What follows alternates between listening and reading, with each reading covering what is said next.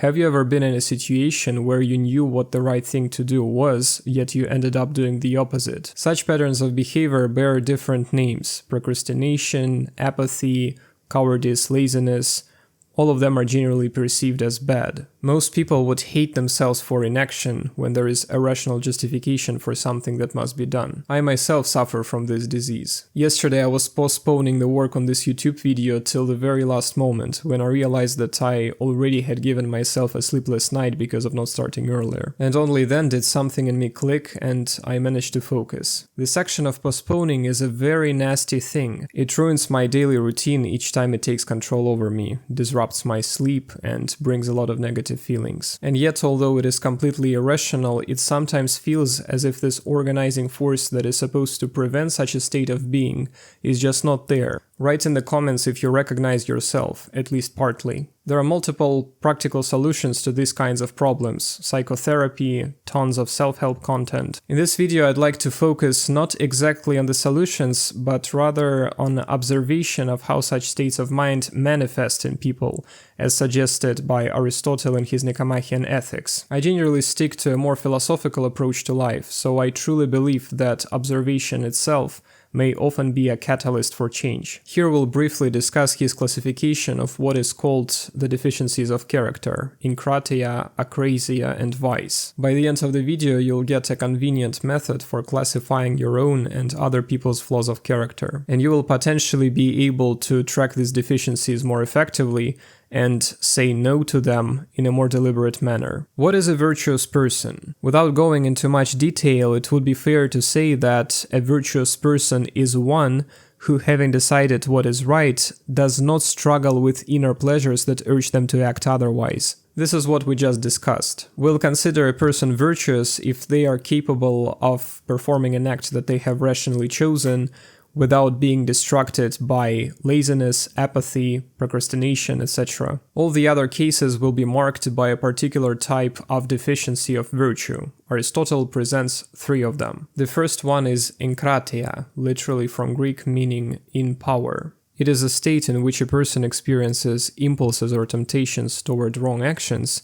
but still has the internal strength to resist them and do what is right. You might think, wait a second, isn't it good to be disciplined and pursue your goals despite internal struggles? Isn't that what we should aim for? Well, for Aristotle, it is not the highest state. Once negative impulses arise, they reveal that we have not yet fully embodied virtue. We still have to combat these impulses, which means we're wasting energy on resisting rather than naturally desiring the good. A truly virtuous person does not feel the urge to do wrong.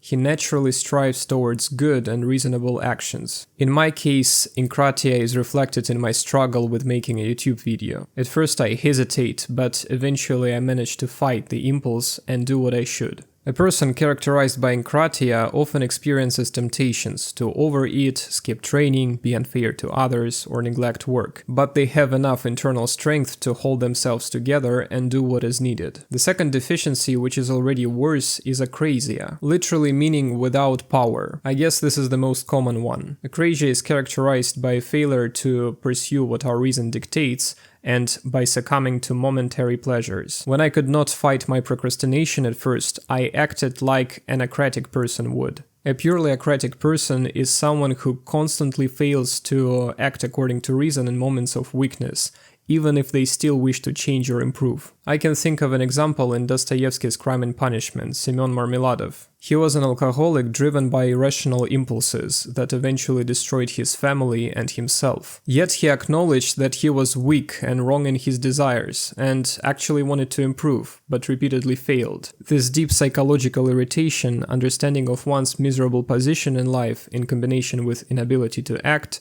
signifies that a person is acratic. At some point, however, Marmeladov became more inclined to accept that improvement was simply impossible, that he was trapped in a cycle of his destructive passions, and that he was doomed to repeat them. When such fatalistic acceptance comes in, a person might start to resemble something beyond akrasia, a state where one no longer struggles with failure but fully embraces it. This leads to the third and worst deficiency, vice. In Aristotle's view, vice is the worst and most corrupting defect in human character. Unlike self-controlled or weak-willed people, the vicious do not struggle with virtue. They have abandoned it completely. For both encratic and akratic individuals, virtue is still recognized as the rightful ruler of action. The encratic person fights against their passions, resisting even when tempted. The akratic person, though weaker, at least acknowledges what is right, but pathetically succumbs to lower desires. But those in vice, they are beyond struggle. They do not fail to uphold virtue. They deny it, mock it, and trample over it without hesitation. They do not care whether reason should govern passions, because they can see no reason to control themselves at all. They surrender completely to their impulses and do so without guilt and without shame. Imagine a sphere where virtue is at the center. The encratic person clings to its orbit, keeping their course with difficulty. The akratic person, weaker, drifts farther, but still longs to return. The vicious person, they are no longer in this system at all. They are pulled by a different force, drawn not to the good,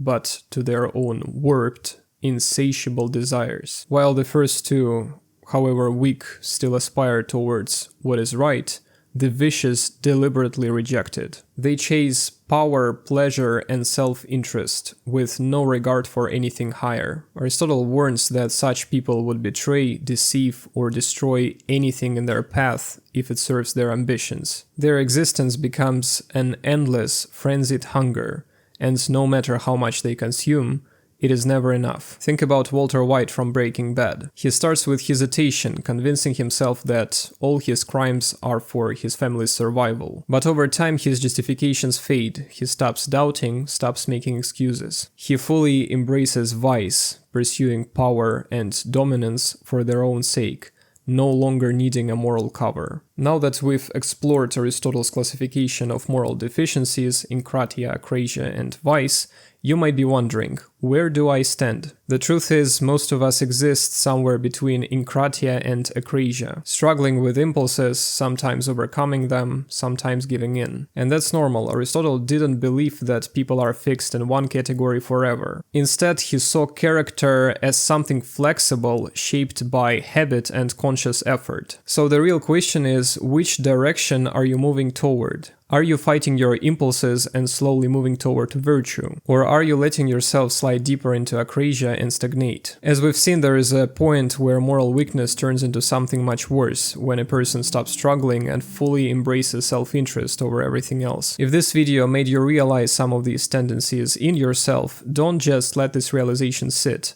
Observe, analyze, and act. Aristotle believed that true change comes not just from knowing what's right, but from training oneself to desire the right things. Thank you for watching this video. If you enjoyed it, like it and subscribe to the channel. See you in the next videos about philosophy.